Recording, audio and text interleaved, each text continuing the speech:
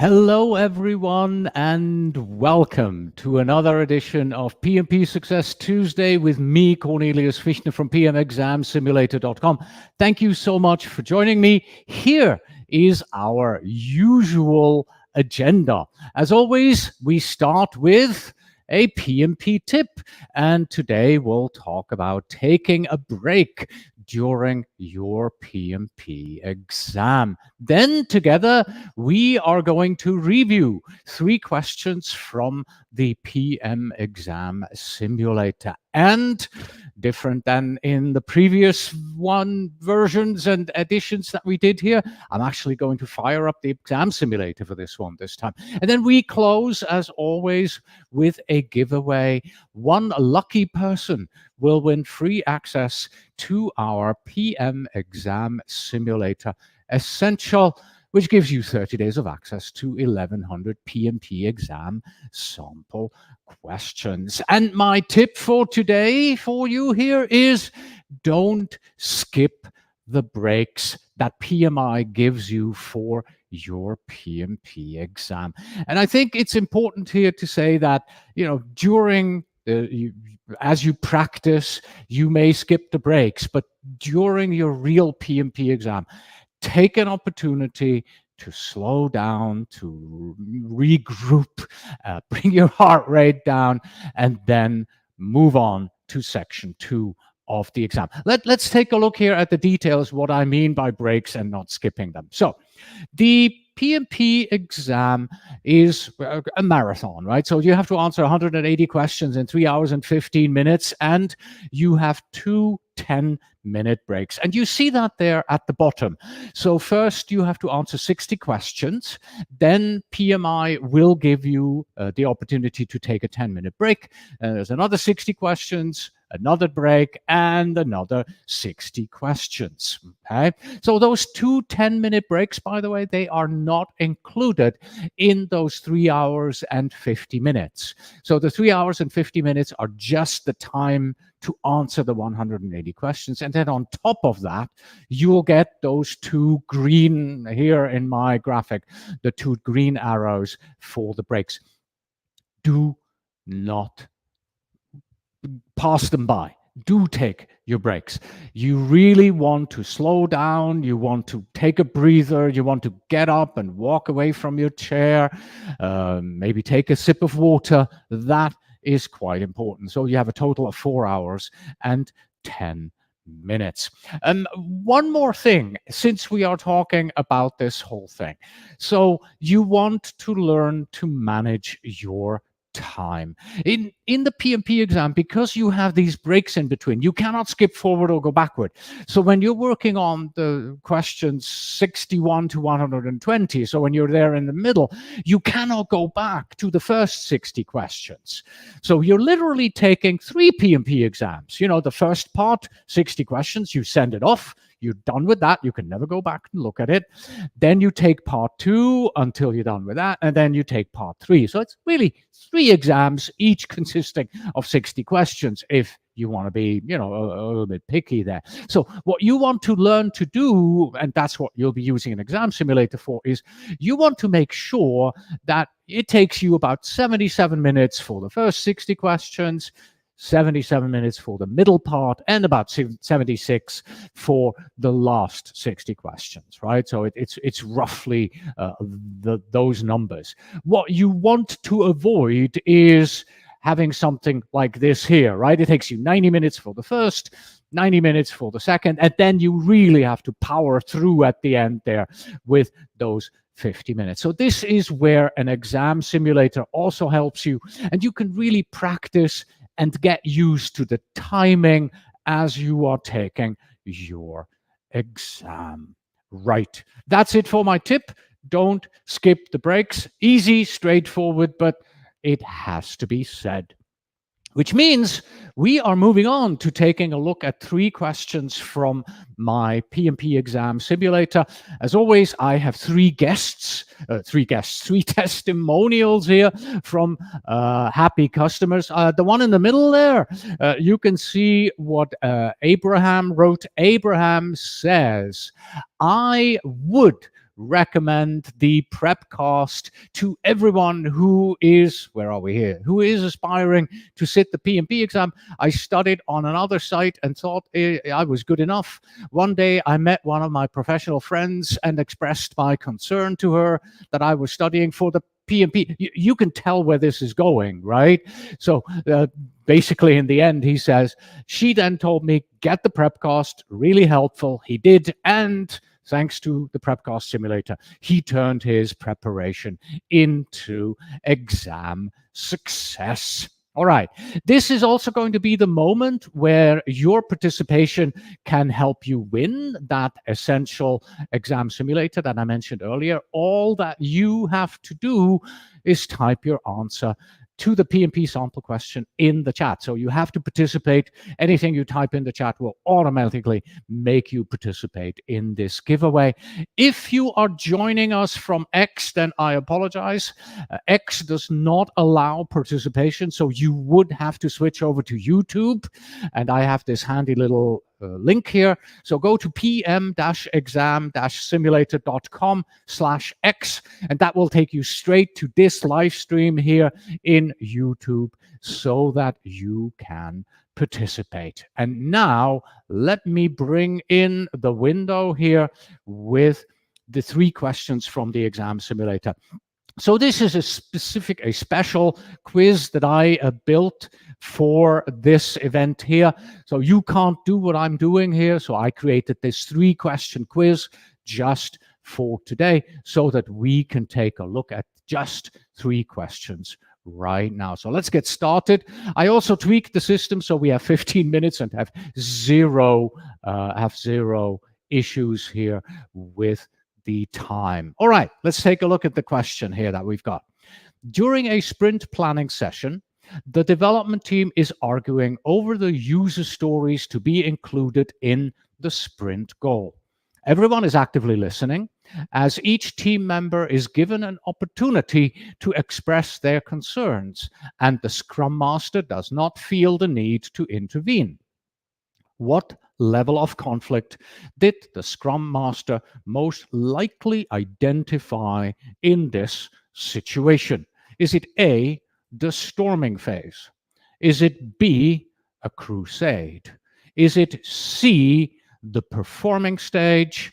Or is it D, a problem to solve? A, B, C, or D? Please do type your answer into the chat and send it off to me and let me know what you think. And then we will go over the available answer choices later on. I'll give you a few seconds here. I got the first one coming in from Nana. Nana says A is correct. Heika says A as well. Anyone else? Rich says it's C. Okay.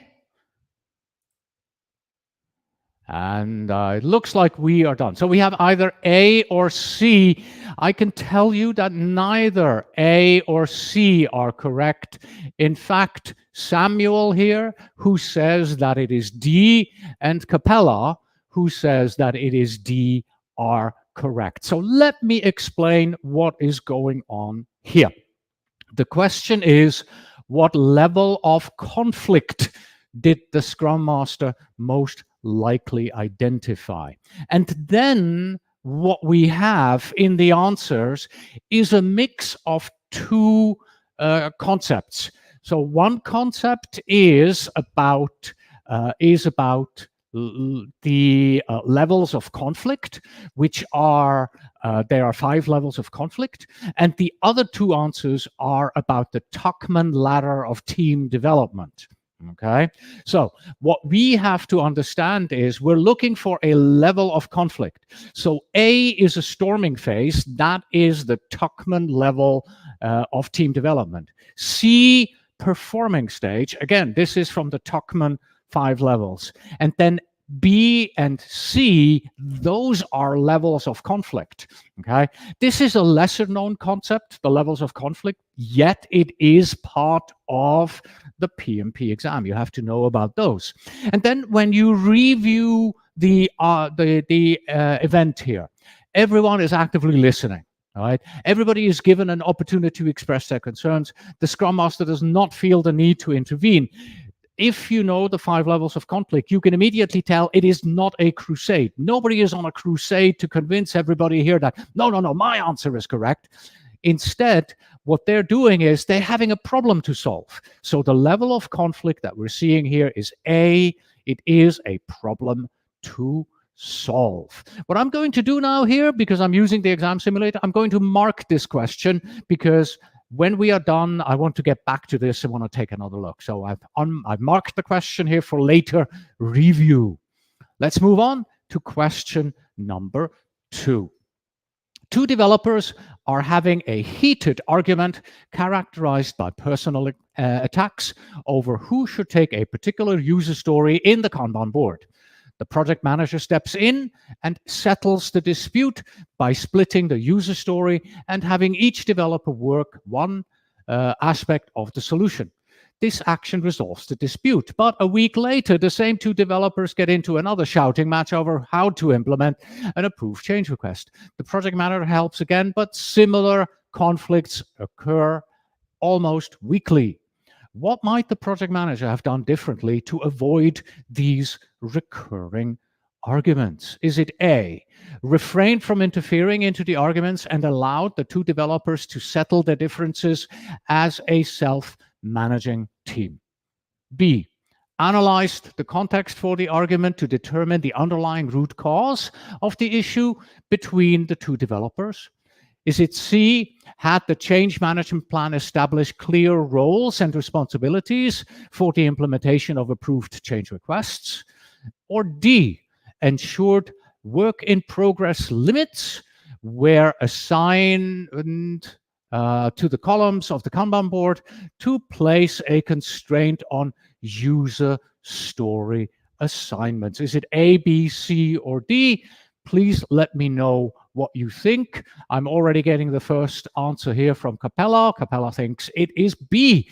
What does everybody else think?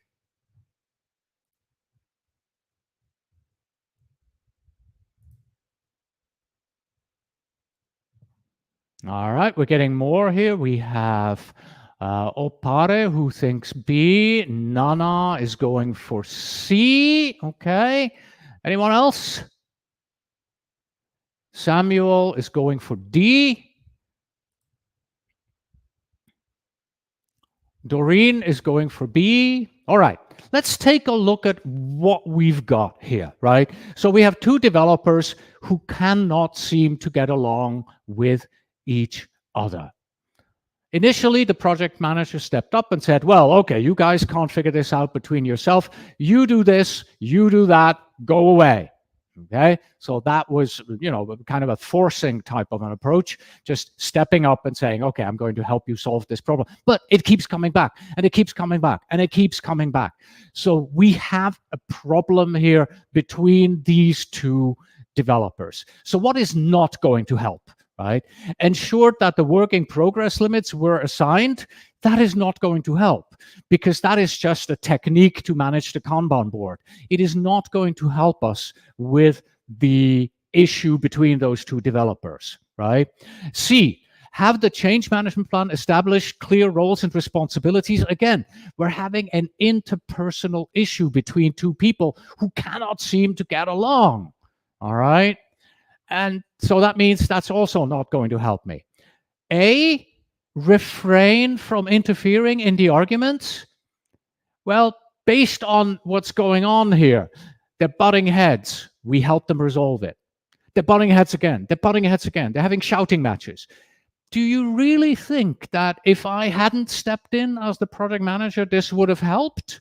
Probably not, because they don't seem to get along at all. So the question is, what is the problem here? What is truly the underlying problem? Why are these 2 guys or girls getting into each other's hair? Why do they keep fighting with each other? So B here is the correct answer. Analyze the context for the argument, understand why on earth these two keep getting into shouting matches, and then resolve their situation in that way. So this is what I could have done differently as a project manager. All right, moving on to question number 3 here in the exam simulator. A project manager has yet to be assigned to a project. The project sponsor asked a group from the project management office, PMO, to get together and discuss the high-level risks of the project and the overall project risk for inclusion in the project charter. After the meeting, the sponsor receives feedback that 2 of the participants dominated the meeting and others did not have the opportunity to provide their insights. How might this situation have been avoided? A, delaying the project initiation until a project manager was named. B, ensuring that someone in the group was skilled in meeting management. C, designated someone with strong conflict management skills to lead the meeting. Or D, assigning a skilled facilitator to lead the meeting. Is it A, B, C, or D? Once again, I'm looking forward to your answers here.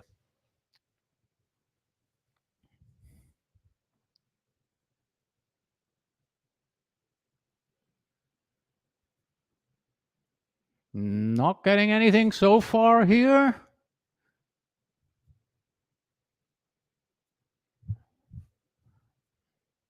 Yeah, so looks like, there we go. We got Nana who says D. We have Rich thinks it's A. All right, we have Samuel who says it's D. Anybody else? We have A or Opare. Okay. All right. So far with the answers I am getting, nobody has said it's either B or C. And the reason is quite clear, because this is a situation where we need somebody who is skilled in meeting facilitation. This is not a question about meeting management. This is not a question about conflict management. Therefore, B and C are incorrect because it is the wrong type of approach, B and C. So could it be A, right? Would it have helped if we had waited until a project manager was named? Maybe, right? That is quite, excuse me, I just made that go away. There we go. That's what I wanted to do. So maybe it could have helped, but it could only have helped if that project manager were skilled in facilitation techniques.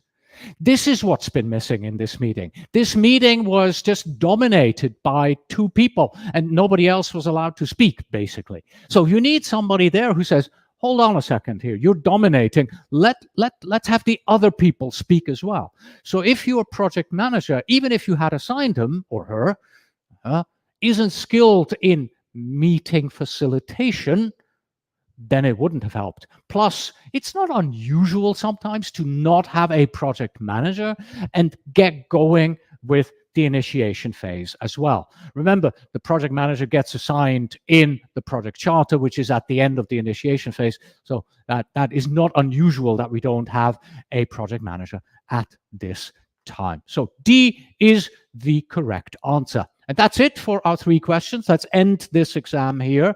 By the way, if I should look at the grid here, we can now see that we have 3 questions answers and question 1 here is marked. So let's go to end exam. We're ending the exam. You have marked questions. Yes, I do want to end the exam. And here is what I wanted to show you. Let me make this tiny little smaller here, right? So we had 3 out of 3 questions correct, 100% correct. Let me scroll down here. Now you can see that I marked question number 1 here. We can see that we had 3 correct, yes. And now we can go into question number 1. We can take a look at the detailed explanations that we have here in the exam simulator. So we have an explanation here. We have which one is correct, which one I selected. We have a per choice explanation. And what we also have is a confirmation that this is really a difficult question. So this question happens to me in my book, the 50 PMP exam prep questions that everyone gets wrong. And it's question 11 in that book, by the way. And in that book, we say that, yes, many people do get this wrong simply because they get confused between the levels of conflict and the Tuckman ladder of team development. It is made to make you think that, but you have to understand we're looking for conflict and not team development. That is our goal here. Right. So that means we are now at the end of our 3 questions. And once again, here are our 3 happy customers of the exam simulator. And we now want to move on to doing the giveaway. So all of you who have participated in the giveaway now have a chance to participate. There we go. I have a total of 10 people. Unfortunately, I'm also 2 of these people, so I hope I'm not going to win. So let's hit the draw button right there. Everybody who participates gets an opportunity. Let's see. I'm going to win again. I know this, right? Yes, there we go. I win again this week. Yeah, like last week. So let me find the button here. I need to wait. I cannot see my mouse. There is my mouse cursor. Let's draw again. I do not want to win. Please don't make me win again. And Rich has already won in the past, so we're going to draw again, a third opportunity. And this time, me again. This is getting embarrassing here. I have to figure out a way to exclude myself from this.